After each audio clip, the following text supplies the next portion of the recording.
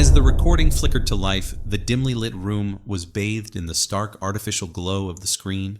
On it appeared Commander Aleria, a figure with a stark red visage and equally crimson spines protruding from her skull like jagged crowns. Her eyes, a softer shade of red, radiated fear. The tremble in her spines and the furrowed ridge of her smooth forehead underscored her distress. Her voice wavered with emotion as she began her address. Once, our galaxy thrived in harmony. We had forsaken our belligerent past for a future of peace and prosperity.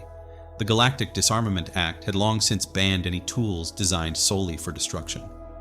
We ventured to the distant corners of our cosmos, integrating with interstellar communities, sharing our philosophy of nonviolence. That's why, upon discovering System 268b, now renamed the SAS system, we were horrified. Humans, notorious for their self-destructive tendencies, presented a formidable challenge to our peaceful outreach. Earth, a certified death world, had just begun embracing peace when we encountered them amidst their most catastrophic conflict, the event we came to call the Abomination, known to them as the Second World War. After witnessing the depth of their turmoil, we ceased all contact, deeming them beyond redemption, consumed by paranoia and distrust. It was decades later that we dared to revisit Earth. Despite the galaxy's objections, we faced a new, cold conflict on their world, marked by espionage, betrayal, and the looming threat of nuclear annihilation. Our observations were disheartening. Human culture, if one could call it that, was aggressive and mistrustful.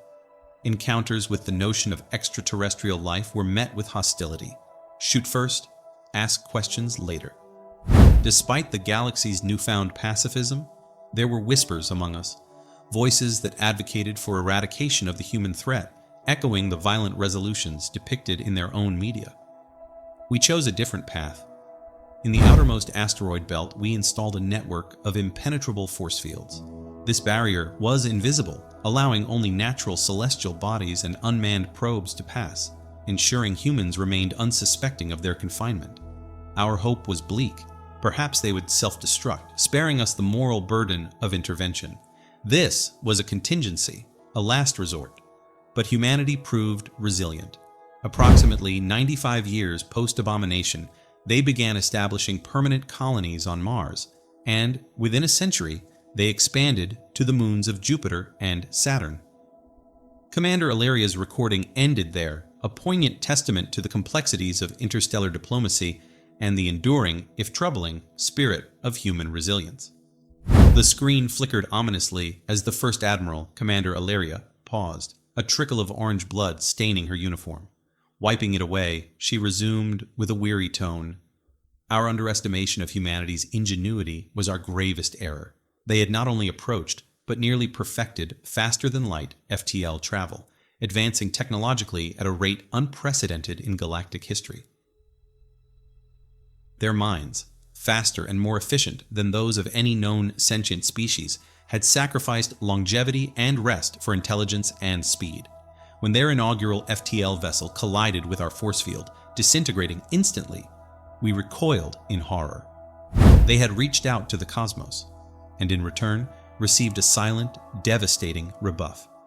Initially, it seemed they halted their efforts, but that pause was merely a prelude to a deeper strategy. As millenniums of peace had made us complacent, the sudden need for military mobilization shook the very foundations of our society. We assembled outside the invisible barriers, a formidable show of force intended to deter, not engage. But humanity's response was an overwhelming barrage of probes, followed by a fleet of unimaginable scale and firepower. Their assault on the force field was relentless. The technology we prided on was antiquated against their cunning. The barrier shattered under their volley, and in our panic, we retaliated. Our fear was palpable, as were our mistakes. As the barrier fell, they held their fire, a pause that we misinterpreted. Conflict was inevitable. Her voice broke as she continued. The war that ensued was brutal and swift. Humanity's strategic prowess, honed by millennia of conflict, overpowered our attempts at peace. Our signals of surrender, lost in translation between our methods of communication, only prolonged the suffering. While we communicated through subtle releases of gases, their language was a dynamic symphony of visual and auditory signals, an alien concept to us. The war raged, battle after battle lost, until the siege of our homeworld. They razed our planet, leaving nothing but glassed ruins, our people, our culture, extinguished.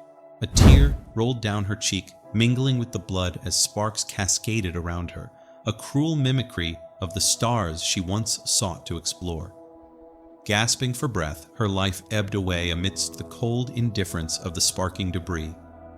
The recording, riddled with static, captured her final moments. Her legacy, a cautionary tale of misunderstanding and the catastrophic cost of underestimating one's foe.